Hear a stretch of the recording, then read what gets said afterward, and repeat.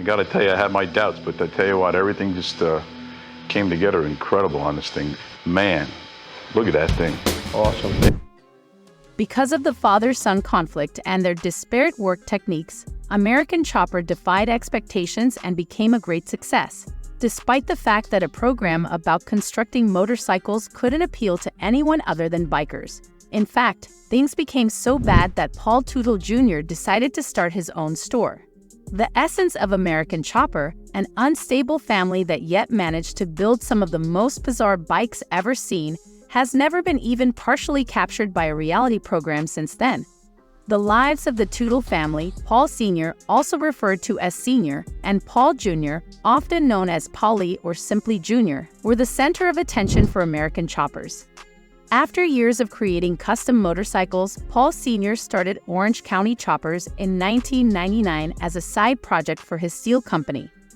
Prior to joining the organization, Paulie had many years of experience working with his father. The two operated a unique custom chopper bike business in upstate New York, producing motorcycles unlike anything else on the road. The Discovery Channel decided to create a show centered on the group after learning about their amazing work. They introduced a completely new initiative named American Choppers in 2003. But over time, the cameras recorded a lot more than simply the building of amazing motorcycles. The connection between the father and son was evidently rather turbulent to the viewers. Because of their disparate fighting beliefs and tactics, every episode will undoubtedly conclude with an epic battle amongst the bunch. But because the numbers were always near the top, viewers didn't appear to be concerned. American Chopper has a great deal of potential for a really bad father-son relationship. The altercation between Paul Sr. and Paul Jr., along with the protracted legal disputes that followed, demonstrate how toxic relationships can develop even in families. Although Paul Jr.'s television termination wasn't the family's best day, the network really enjoyed it. Everything you saw on the episode was real and genuine. There was no show for the cameras for these people. This means arguments, fights, meltdowns, and Paul Jr. losing his job at the family business. Following 12 seasons, many cancellations, and even having a roll-in family discord, it was obvious that American Chopper had exaggerated the tension between Paul Jr. and Sr. Maybe using the term conflict isn't the greatest choice. These were blowout battles indeed. They both had strong ideas and were adept at manufacturing choppers. After many fits of yelling, there was finally one huge collapse. The hostility intensified in 2008, leading to Paul Jr.'s termination. He used to often arrive late for work. When Paul Sr. challenged him about these issues, Jr. didn't treat it with enough gravity. Before heading over to speak with Paulie about the matter, Sr. states in this scenario, "With him, it's been one thing after another, and I won't put up with this any longer. By 7 o'clock in the evening, everyone is in the courtroom. When will it really end?" That was all that was required.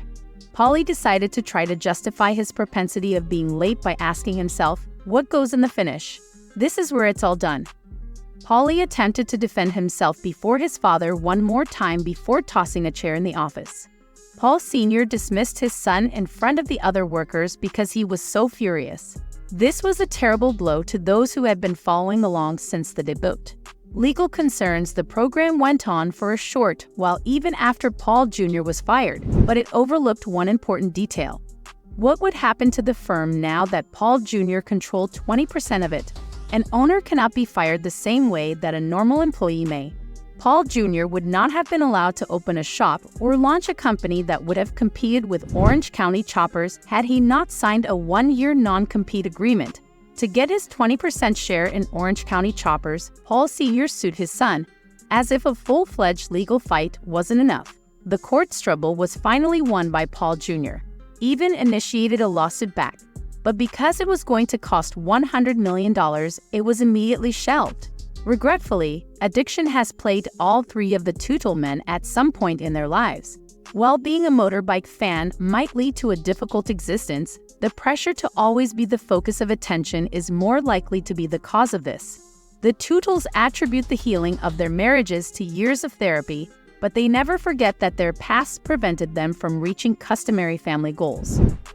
The show included a few appearances by an artist by the name of Justin Barnes. Since turning 16, he has studied alone, and as a result, he filed a lawsuit demanding damages against the program in May 2009.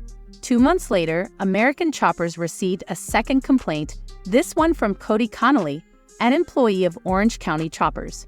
He sued Paul Sr. and Orange County Choppers, claiming he was entitled to damages for fraud, image theft, and breach of contract. He initiated the lawsuit because he thought the program was still utilizing his picture on merchandise even after he ended it in 2007. Unable to resume the Discovery Channel and its sister network, TLC alternated hosting American Choppers. It was revealed that the 7th-year run would end on February 11, 2010, with the series finale. Paul Sr. was at the center of another big steroid issue in 2011. Dentist James O. admitted to providing steroids to many of his patients, including Paul Sr. The filings state that Sr. received a sizable payment spread out over 4 years. He was charged $52,000 for the 73 prescriptions he had at the time. It was almost impossible for him to dispute the charges since every order had his social security number, home and business locations, and date of birth. In 2018, Paul Teutuls Sr. was sued in Delaware for allegedly obstructing the development of an American Chopper television series on A. and E. Thomas Derbyshire, who was funding the initiative with millions of dollars, sued Teutuls with the goal of reviving the historic program. Teutuls and Derbyshire inked a contract for the television series Orange County Choppers, American-made in 2015. The last episode of 2012 was broadcast on December 17. The conclusion of a duration all in all. American Chopper was a superb showcase for the abilities of two outstanding craftsmen. More than simply custom bikes emerged from their garage. They were pieces of pure beauty. Whatever the circumstance, their knowledge was evident. They were successful there. But a great deal of family conflict was probably the cause of the show's demise. It's unclear to what extent the father-son fight that aired was permitted by the show's producers, but it's safe to assume that they did. Even worse than that is the viewer's expectation to see a family. Never could a father and son who were capable of so many incredible things agree on anything. The fact that it lasted much longer than the program was the worst thing about it. Paul Jr. said in an interview years later that the lawsuits had been unpleasant. Not many people know this, but for 10 years, I didn't say anything to my father. It was a difficult circumstance for us both. It was true that we were mismatched. Yes, they returned for the spin-off series, but their relationship had soured by then.